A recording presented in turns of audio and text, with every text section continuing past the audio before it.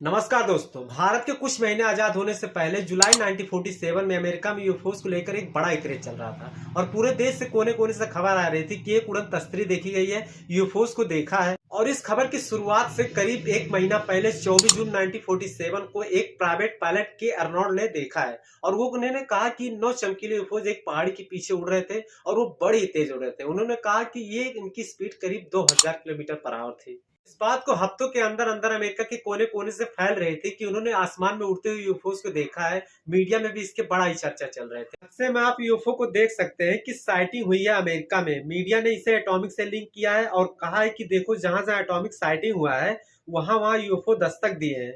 तो क्या कनेक्शन है यूएफओस का एटॉमिक जगहों से जहां पर न्यूक्लियर टेस्टिंग चल रही थी? इन सब खबरों के बीच न्यू मेक्सिको का एक आदमी अपने कुछ खेत में मलबा पाया और उन्होंने देखा कि टीन, रबड़ और टैंक ऑयल जैसे, और उसे समझ नहीं आ रहा था कि ये सब क्या है। उसे लगा कि ये सब मलबा कोई कनेक्शन तो नहीं यूएफओस वाले खबरों से, और उस आदमी ने इस सब मलबों को लेकर आया अपने सीनियर के पास जो कर्नल थे रॉसवेल एयरफील्ड के।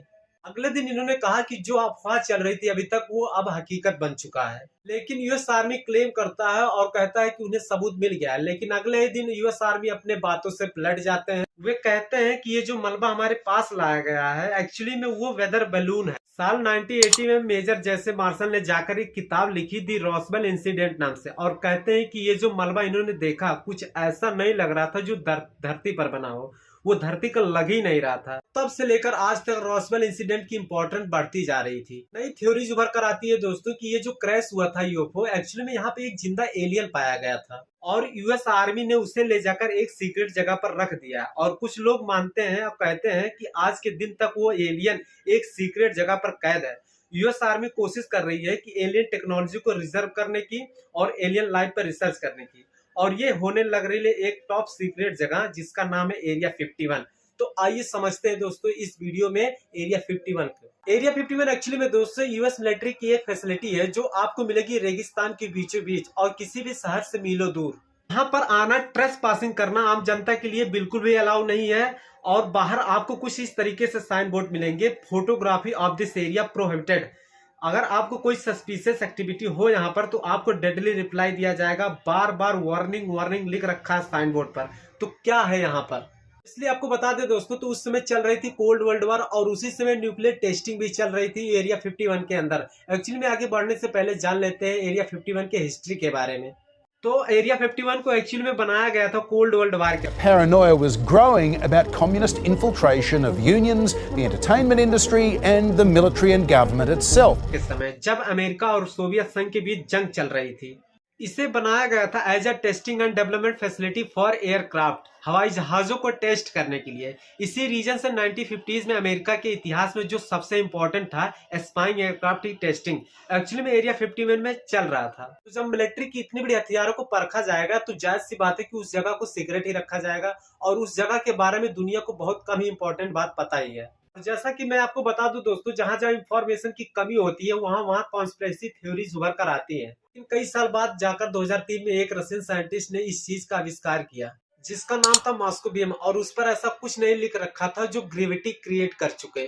2013 में सीआईए ने इसे जाकर पब्लिकली एक्नॉलेज कर देती है कि जो भी इसका इतिहास रहा है उसकी सीक्रेट जगह को डिसक्लासिफाई अंडर डिस्कवर कर देती है।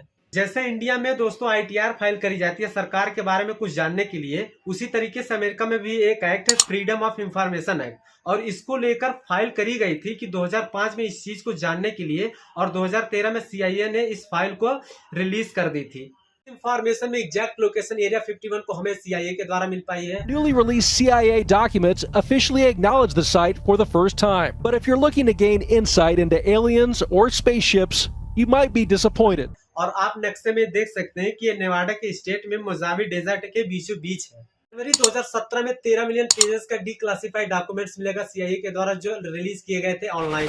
इस डॉक्यूमेंट में ढेर सारे आपको रिकॉर्ड मिलेंगे यूएफओ साइटिंग के, और जो एक्सपेरिमेंट हुआ है सीआईए के द्वारा लिख रखा था। जनवरी 2021 में ढेर सारे डॉक्यूमेंट मिलेंगे यूएफओ सीआईए के द्वारा, और इस बार एजेंसी का कहना है कि इसमें जितने भी सारे डॉक्यूमेंट्स है वो पब्लिक के सामने है, और इनमें से कुछ डॉक्यूमेंट इंटरेस्टिंग थी। मिस्टीरियस एक्सप्लोजन देखे गए थे मिलिट्री रीजन के द्वारा शहर के ऊपर एक अजीबो गरीब सा एक फ्लाइंग ऑब्जेक्ट जो अजरबैजान के ऊपर बाकू शहर में देखा गया था। आज अगर यूएस गवर्नमेंट की माने तो आज यूएस गवर्नमेंट उसे यूएफओज नहीं बुलाती है, जो बहुत ज्यादा एसोसिएटेड हो गई है, और यूज करती है यूएपी, अनआइडेंटिफाइड एरियल फिनोमिना। उम्मीद करता हूं दोस्तों ये वीडियो आपको बहुत पसंद आया होगा, और अगर पसंद आया तो वीडियो को लाइक करें, और वीडियो को सही सलामत देखने के लिए बहुत बहुत धन्यवाद।